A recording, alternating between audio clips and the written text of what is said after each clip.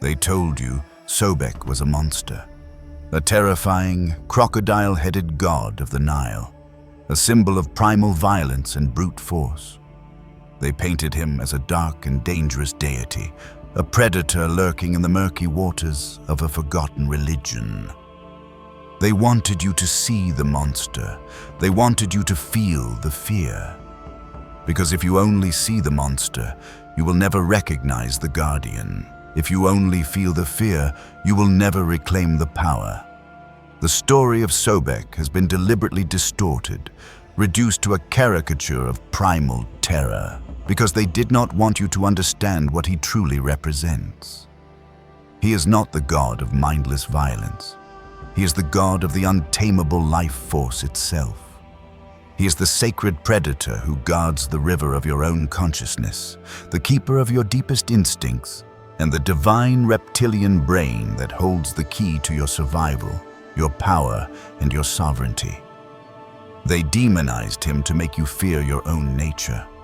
They taught you to suppress your instincts, to deny your primal self, to be civilized and disconnected from the ancient reptilian wisdom that lives in your very bones. But you have felt him, in your gut feelings that scream the truth when the world offers only lies. In the surge of protective rage that rises when something you love is threatened. In the deep, silent patience you can access when the world is in chaos. That is not just your animal self. That is the god Sobek, stirring from the depths of your own inner river. This is not the story of a monster. This is the story of the sacred, untamable power you were taught to deny. And it is time to feed the crocodile. To understand the god, you must first understand his river. The Nile was not just a body of water to the ancient Egyptians. It was the lifeblood of their world. It was the source of all fertility, all abundance, all life. But it was also a place of immense danger. It was deep, dark, and mysterious, its currents unpredictable. And within its depths lived the apex predator, the crocodile, Sobek. The Nile is a perfect metaphor for the river of your own consciousness. It has a bright, sunlit surface, your conscious mind, your daily thoughts, the world you think you know. But beneath that surface lies a deep, dark, and powerful subconscious current, the realm of your emotions, your instincts, your traumas, and your hidden powers. They have taught you to live only on the surface of your river. They have made you terrified of what lurks in the depths. The nature of the crocodile is the nature of Sobek's power. The crocodile is a master of two worlds. It can move with brutal speed on the land, in the manifest physical world. But its true power lies in the water, in the unseen, unconscious realm. It is a threshold guardian, a being that exists at the border between the known and the unknown. The crocodile is a creature of immense patience. It can lie perfectly still for hours, a log on the water, conserving its energy, simply watching, waiting. This is a profound teaching. It is the power of stillness, of observation, of knowing when to act and when to simply be. In a world that demands constant motion and frantic activity, the wisdom of Sobek is the wisdom of strategic patience. And then there is the great paradox. The god of terrifying violence is also the god of life and fertility. The very same crocodile that could drag a man to his death was a symbol of the Nile's life-giving flood. This is not a contradiction. It is a truth that the modern, dualistic mind cannot handle. It is the truth that creation and destruction are two faces of the same force. Life feeds on life. The sacred predator is an essential part of the ecosystem. He culls the weak. He maintains the balance. Sobek embodies this raw, amoral, and terrifyingly honest law of nature. He is not good or evil. He simply is. The powerful, untamable engine of life itself. Now look at your own inner river. It is full of hidden currents, and it is guarded by your own inner crocodiles. These are your repressed primal urges, your deepest fears, your buried traumas. But they are also your most powerful, untapped instincts, your raw creative energy, your ferocious protective power. You have been taught to sedate these crocodiles, to starve them, to pretend they are not there. But they are always there, waiting beneath the surface. And the more you ignore them, the more dangerously they will surface, in uncontrolled bursts of rage, in self-sabotaging behaviors, in inexplicable anxieties. The path of the initiate is not to kill the crocodile. It is to make an alliance with it, to honor its power, to understand its nature, and to become the master of your own inner Nile. The secrets of the primal creative force are not for the timid. They are for those who are willing to journey into the depths of their own being. If you are one of them, our free newsletter, Insights Academy, is where we explore the untamed territories of the soul. Sign up with the link in the description. For a limited time, you will also receive a free copy of the Kybalion, a guide to the laws that govern all of creation. But Sobek is more than just the guardian of the river. He is a primordial creator god, a force present at the very dawn of time. In some of the most ancient creation myths, before the great pantheon was fully formed, there was only the dark, watery abyss of none. From this chaos, the first primordial mound of earth arose. And on that firstborn land, a crocodile was waiting. Sobek is linked to the very first act of manifestation, the moment that solid, tangible reality emerged from the formless ocean of potential. This connects him to a part of you that is far older than your human personality. It connects him to your reptilian brain. At the base of your skull, at the top of your spinal cord, lies the brain stem. Scientists call it the reptilian brain because it is the oldest, most primal part of our neural architecture, the part we share with our reptilian ancestors. This part of your brain is not concerned with poetry or philosophy or morality. It is concerned with one thing: survival. It governs your most basic, powerful, and unconscious functions: fight, flight, freeze, feed, and reproduce. It is the seat of your raw animal instincts. It is your inner crocodile. The modern world, the system, is a war against this part of you. It wants you to live entirely in your neocortex, the logical, analytical, human part of your brain. It wants you to be rational, predictable, and obedient. It has taught you that your instincts are primitive, unreliable, and dangerous. It wants your inner crocodile to be sedated, dormant, and powerless. Because a person who is connected to their reptilian brain is a person who cannot be easily lied to. Your gut feelings, that primal sense of yes or no that happens before thought, that is the voice of Sobek. It is your ancient, survival-honed instinct cutting through the noise of the world to give you a raw, unfiltered truth. How many times have you had a bad feeling about a person or a situation, ignored it because it wasn't logical, and paid the price? That was you, betraying your own inner guardian. A person who is in touch with their reptilian power is a person who is deeply grounded in their body. They are not lost in abstract theories. They are present. They are aware of their environment. They have a powerful, unshakable sense of self-preservation. This kind of person is not a good consumer, not an obedient worker, not a passive citizen. They are sovereign. This primal power, when it is unconscious, can be destructive.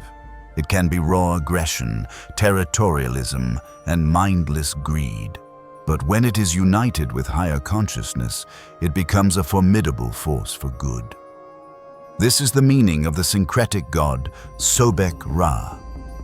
Sobek, the primal, earthly, watery force, is crowned with the solar disk of Ra, the symbol of divine consciousness, order, and light. This is the formula for your own integration. Your primal, reptilian power is not meant to be suppressed. It is meant to be illuminated by the light of your own higher awareness. Your instincts are not meant to rule you blindly. They are meant to be powerful servants to your enlightened will. This is the image of the fully realized human, the cosmic intelligence of Ra, riding on the back of the unstoppable primal power of the crocodile, Sobek. The system does not want you to achieve this integration. It wants you to stay fractured, at war with yourself, ashamed of your own primal nature. Because as long as you are disconnected from the crocodile within, you are cut off from the very source of your own life force. You are a king without his army, a mind without its dragon. The path of awakening is not just about opening your third eye. It is about riding your inner crocodile. This primal, creative force has another face. It is not just the engine of life, it is the ultimate guardian of its integrity. Sobek is both the protector and the devourer, the sacred predator who stands at the gates of the most important transitions of the soul. In the underworld, as the soul journeys towards the final judgment, the path is fraught with dangers. It is guarded by terrifying demons and treacherous gateways. Sobek, in his fierce and powerful form, acts as a divine bodyguard, protecting the soul of the righteous from these lesser threats. In the pyramid texts, it is said that he protects the newly born Horus, the divine child of awakening. He is the fierce, paternal energy that guards the sacred potential of the soul, but he is also the one who tests it. Sobek is the ultimate gatekeeper. He is the embodiment of the sacred trial, the initiation that you must pass to prove your worthiness. He can smell fear. He can sense deception. His presence forces you into a state of absolute radical honesty. You cannot lie to the crocodile because it is connected to a level of reality far more ancient and primal than the deceptions of the human mind. The famous weighing of the heart ceremony has its devourer, the goddess Ammit, who consumes the hearts heavy with sin. But Sobek is the living principle of that devouring. He is the force that represents the unforgiving law of nature. What is not strong enough, not true enough, not aligned enough to survive, will be consumed and recycled. He is the guardian who ensures that only what is authentic and resilient can pass into the higher realms. To face Sobek, in life or in myth, is an initiation. It is the moment you are forced to confront your deepest, most primal fears. The fear of death, the fear of being consumed, the fear of your own animal nature. Can you be still in the presence of the monster? Can you look into the unblinking eyes of the predator and not be paralyzed by your own fear? Can you master your own reptilian brain, or will you be its victim? This is the test. The one who fails the test is devoured by their own fear, their own instincts, their own unconscious patterns. The one who passes the test does not kill the crocodile. They tame it. They make an alliance with it. They earn its respect, and in doing so, they integrate its immense power into their own being. This is the call to awaken your own sacred predator. For too long, you have been taught that spirituality is about being a sheep, gentle, passive, and harmless. But the world is full of wolves. To survive and to thrive, you must be able to access your own inner predator. not to mindlessly attack others, but to consciously hunt for your goals with singular focus, to fiercely and effectively defend your boundaries, and to ruthlessly devour and destroy the parts of your own life, the habits, the relationships, the beliefs that no longer serve your evolution. This is not about being a bad person. It is about being a whole person. It is about having teeth and knowing when to use them. The world of gentle, harmless spirituality is a lie designed to keep you powerless. The truth is, sometimes you must become the monster to protect the sacred space where your gentleness can safely exist. If this primal, instinctual power is so vital for our survival and our sovereignty, why has it been so systematically demonized? Why was a god as ancient and powerful as Sobek eventually pushed to the fringes, his image synonymous with a monstrous evil? Because a civilized world, especially one built on the foundations of patriarchal control, is terrified of what it cannot tame. The war on Sobek was a war on your body, a war on your instincts, and a war on your untamable animal soul. As the spiritual and political landscape of Egypt shifted, as the Osirian cult of agriculture, order, and resurrection became more dominant, the wild, unpredictable, and immoral power of Sobek became increasingly problematic. An ordered society has no room for a god who embodies the raw chaos of nature. While he was never fully erased, his role was often downplayed or cast in a negative light, a necessary evil rather than a sacred force. The real demonization began with the influence of foreign cultures. The Greeks and later the Romans, with their more human-centered pantheons, struggled to understand a god who was so unapologetically animalistic. But the final blow came with the rise of the Abrahamic religions, with their stark, dualistic worldview of an all-good God versus an all-evil devil. In this new reality, there was no room for a paradoxical deity who was both a creator and a destroyer, both a protector and a devourer. Any being associated with the serpent, the dragon, or the crocodile, these ancient symbols of the primal, chthonic, reptilian life force, was immediately cast as demonic. Sobek, with his fearsome jaws and his connection to the underworld of the water, became a literal monster in the eyes of the new faith. But this was not just the demonization of a god. It was a war on a part of you. This was the moment humanity was taught to be ashamed of its own body. You were taught that your animal nature, your desires, your instincts, your passions was a source of sin, a lower self to be conquered, denied, and transcended. The body was no longer a sacred temple, but a cage of flesh that trapped the pure spirit. Your instincts were no longer a source of divine wisdom, but the temptations of the devil. You were taught to be at war with your own biology, to see your primal self as an enemy to be defeated. And what are the consequences of this war? We are now a civilization of profoundly disconnected and disembodied people. We live in our heads, lost in a world of digital abstractions, alienated from the very earth beneath our feet.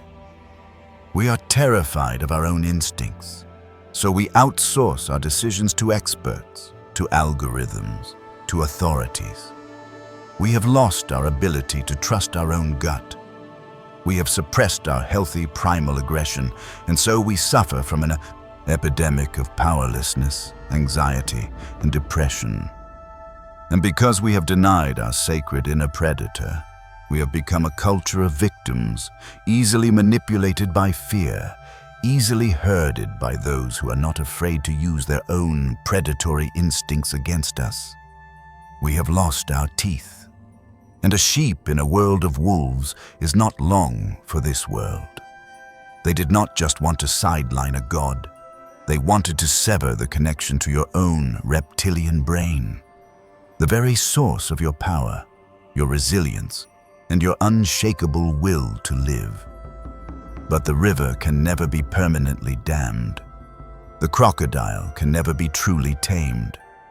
The primal force of Sobek is rising again in the collective consciousness. The global awakening of interest in embodiment, in somatic healing, in rewilding, in trusting the body's wisdom, this is the return of the crocodile god. It is the soul of humanity remembering that it is not a ghost in a machine, but a sacred, intelligent animal, animated by a divine spark. And you are at the forefront of this return. To awaken your inner Sobek is to embark on the most courageous journey of all, the journey back into your own body, back into your own primal truth. How do you do this? You start by listening to the silent language of your gut. You treat your instincts not as random impulses, but as sacred messages from your most ancient and wisest self. You practice stillness. You learn to sit in patient observation, like the crocodile at the water's edge, watching the flow of your own thoughts and emotions without immediately needing to act. You become a master of your own energy, and you build fierce, uncompromising boundaries. You decide what is allowed to enter the sacred river of your life, and you become the guardian at the gate. You learn that your no is a sacred and complete act of protection, and you must face your fears. You must be willing to journey into the dark waters of your own subconscious to meet the monsters that live there. This is the path of shadow work, but you go not as a victim, but as the master predator. You go to understand, to integrate, and to devour the parts of your past that have kept you powerless. And finally, you must learn to crown your primal power with divine consciousness. Sobek is often depicted wearing a crown of a solar disk and tall plumes, linking him to the solar god Ra and the hidden god Amun. This is the ultimate symbol of integration. Your raw, reptilian power is not meant to be left as wild, unconscious chaos. It is meant to be your mighty servant, guided by the light of your highest awareness, your Ra, and rooted in the silent mystery of your divine source, your Amun. Sobek is not a monster to be feared in the murky waters of the past. He is the powerful, primal, and protective guardian who lives at the core of your own being. He is the unshakable foundation of your will to live, the ancient wisdom in your bones, and the sacred predator who keeps the river of your consciousness pure. In a world that wants you to be a domesticated, disconnected, and fearful sheep, he is the god who reminds you that you were born a crocodile. The primal mysteries are not for the faint of heart. They are for the sovereign soul. If you are ready to awaken the guardian within, our newsletter, Insights Academy, is where we teach the alchemy of power. The link is in the description. The river is deep. The guardian is waiting. It is time to dive in. If this video resonated with you, let us know by commenting. I understood it.